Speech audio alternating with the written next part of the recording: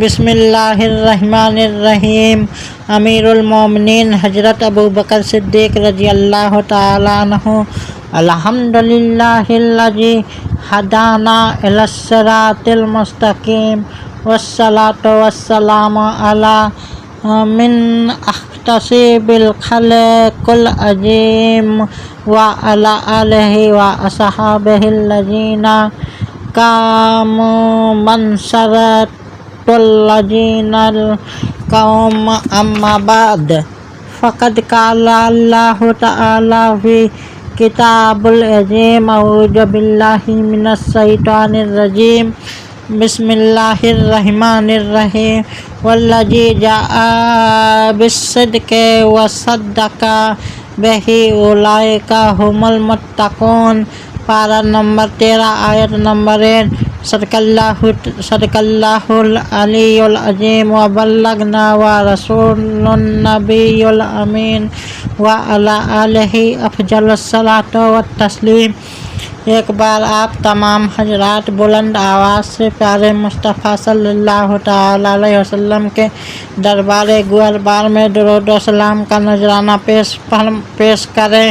اللہم صلی علی سیدنا و مولانا محمد وعلی آل سیدنا و مولانا محمد معدن الجود والکرم، وعلی آلہ وصحبہ وبارک وسلم۔ ایک باکمال استاد کو جو بہت سی خوبیوں کا جامع ہوتا ہے، اپنے جس شاگرد میں جس خوبی کی ممتاز صلاحیت پاتا ہے، اسی خوبی میں اسے باکمال بناتا ہے۔ جس میں فقیہ بننے کی زیادہ صلاحیت پاتا ہے، اسے فقیہ بناتا ہے۔ جس میں مقرر بننے کی صلاحیت واضح ہوتی ہے، اسے کامیاب مقرر بناتا ہے، اور جس میں مصنف بننے کی صلاحیت غالب آتی ہے، اسے باکمال مصنف ہی بناتا ہے۔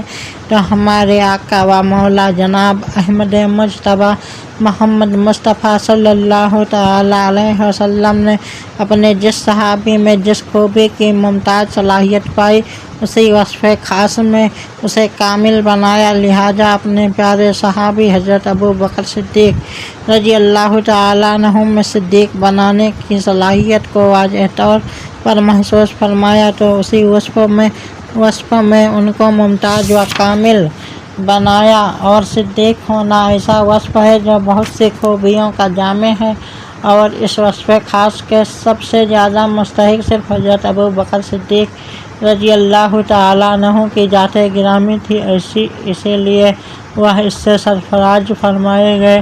الصدق الصادقین سید المتقین، چشم و گوشِ بجارت پہ لاکھوں سلام۔